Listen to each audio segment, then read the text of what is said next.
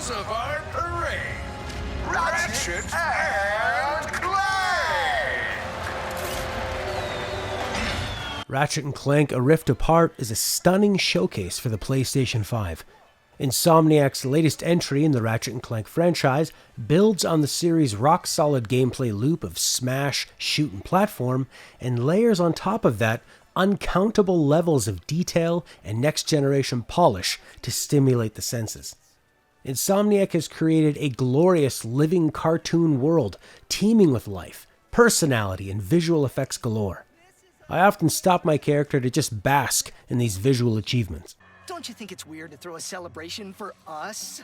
The three modes included are 4K resolutions at 30 frames per second, 60 FPS with ray tracing, and 60 FPS with less effects and a higher resolution.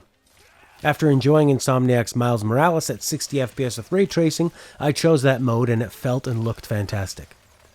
Fans of the series will find a faithful reproduction of its traditional game mechanics, but supercharged for the PS5. If you're unfamiliar, A Rift Apart will have you traversing through levels by running, jumping, skating, riding walls and various mounts, as well as the newest show-stopping additions to movement, the rifts. The player latches onto a rift, but instead of pulling themselves toward it, the entire world is pulled to you, which I found consistently disorienting in a nice way, a sensation the game loves to utilize. You can also travel through rifts to instantly appear in another dimension. This could be the same area, but drastically different, maybe a different time frame, or an entirely new environment. Insomniac built A Rift Apart ground up for the PS5, utilizing its custom SSD to achieve the game-changing transitions. The dimensional swaps are used for puzzles and progressing through levels, but most effectively shine when used as transitions during one of the many epic set pieces. The set piece per hour in this game is ludicrous. Uncharted, eat your heart out. I was continually blown away by the heights the action would reach, putting the player in the middle of Pixar's most exciting movie. The pacing is masterful and impeccably polished, as you transition effortlessly from battles ranging from small skirmishes to full-out wars. Traversal that is so breezy and fun it never feels like a chore, even when cruising the open areas, because every game has to have an open area now, to pick up items and switches.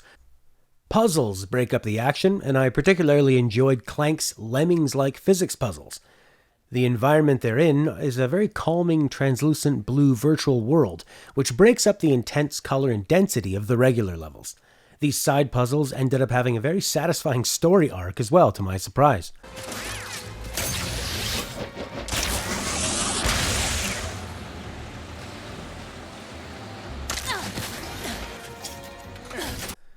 The sound design is also top-notch. Goopy-sounding jets, crunchy metallic smashes, as uncountable amounts of loot are magnetically picked up in the most satisfying way. This goes hand in hand with the intense vibration and adaptive triggers. The triggers utilize half and full pull for alternate fire modes, and the vibrating pulse of many weapons feels wonderfully immersive. There are so many subtle vibrations I couldn't note them all or even be aware of all of them happening, but they were never distracting, always adding to the experience, even in subconscious ways. Combat focuses on simple melee swipes and the 18 different gun types, which are unlocked by trading in currency to the vendor. The weapons are very inventive and full of personality, with tons of fun ways to combine their unique effects. Freezing, stunning enemies before walloping them with bigger bangs reminded me of all the fun I had with Bioshock's plasmids. A nitpick about the weapons, since there are so many I rotated through, the 4 hotkeyed guns on the D-pad felt too limited. I was constantly opening the weapon wheel, which stops the action and can be a slight irritation to the flow of combat, especially when characters are speaking during battle.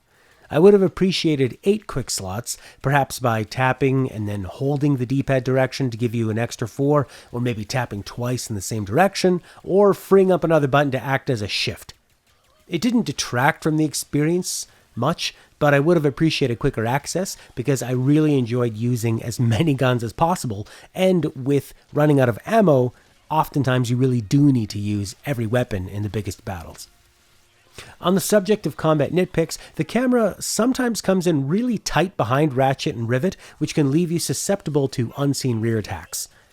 And you're often in big environments surrounded by enemies, so you do have to be very aware of all the enemies around you.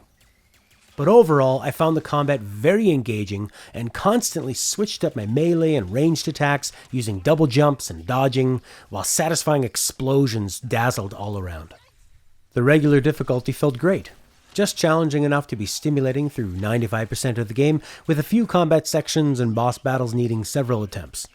There are a few larger enemies with very powerful ranged attacks that I found more difficult to dodge than the usual enemies on offer. This just required some more attention and planning of which weapons to use, which usually led to very satisfying victories. The finale battles leading to the climax of the game became absolute wars, the environments impressively littered with combatants on both sides for some very epic conclusions.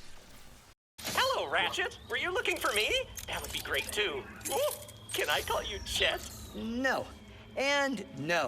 The story is very family-friendly, with the tone feeling very kid-focused for the majority, though there were several jokes that got me laughing out loud, and many subtle jokes in the form of NPC loudspeaker announcements or chatter between two NPCs that are far more for the subtle adult ear.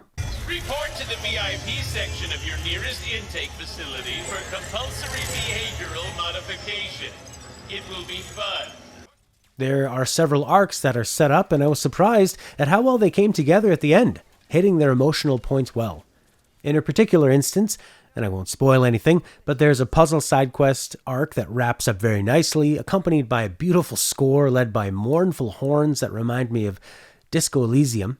This then transitioned to another main character's big moment, and those two back-to-back were a really nice bit of drama. And I didn't expect myself to be talking about this, but it worked in the end. Overall, Ratchet & Clank: A Rift Apart is a masterpiece of show-stopping technical artistry and exhilarating pacing. Insomniac crammed a truly unbelievable amount of detail and love into every inch of this living, breathing, cartoon dreamland thrill ride. I absolutely recommend this to anyone who likes fun and has a PS5. It will be fun.